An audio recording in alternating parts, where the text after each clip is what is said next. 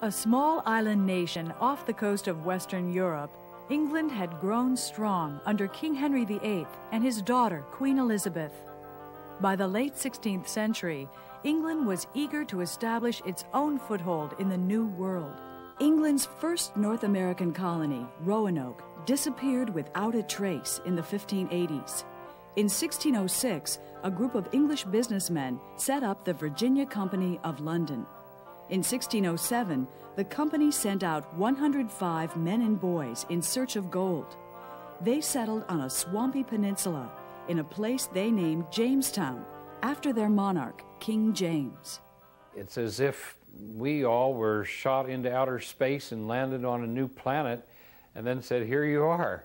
They had to start over again, build shelter, plant food, gather food, build schools and churches.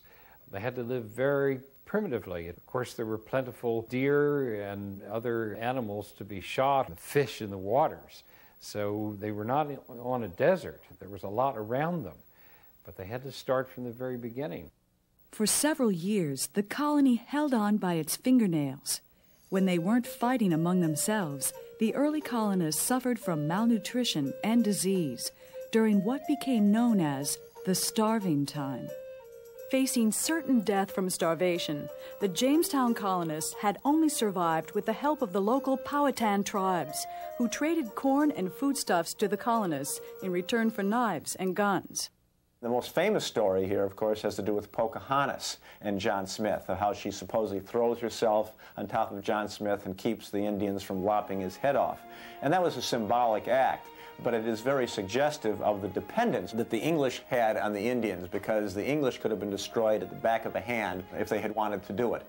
Like the Iroquois, the Powhatans hoped to use the Europeans to their advantage in their wars with the neighboring tribes. They didn't appreciate that helping the English would spell their doom.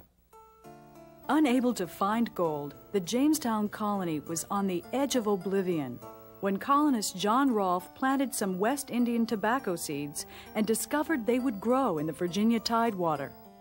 The Jamestown colonists grew 20,000 pounds in 1618. In 1630, 500,000. Why was the King of England so opposed to tobacco when it was becoming Virginia's cash crop? He called it the stinking weed, or it was sometimes called sotweed. And he wrote this little pamphlet called Counterblast to Tobacco. And darned if he doesn't sound like our Surgeon General. He said tobacco was loathsome to the eye, hateful to the nose, harmful to the brain, and dangerous to the lungs. Despite their monarch's objection to tobacco, the English couldn't get enough of the stuff. As the profits from tobacco soared, English colonists poured into the Chesapeake and pushed onto Indian lands.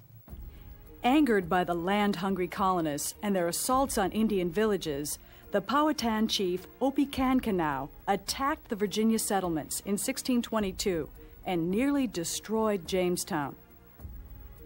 The survivors responded with equal ferocity.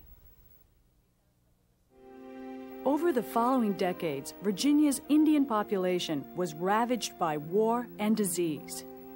At the same time, the English population grew rapidly as settlers poured into Virginia and Maryland, established in 1632 as a refuge for English Catholics being persecuted at home. That old expression, gold, gospel, and glory, pretty much sums up the motives for settlement in the New World. Everyone who came to America from Europe hoped somehow to improve the qualities of their lives, whether spiritually or materially.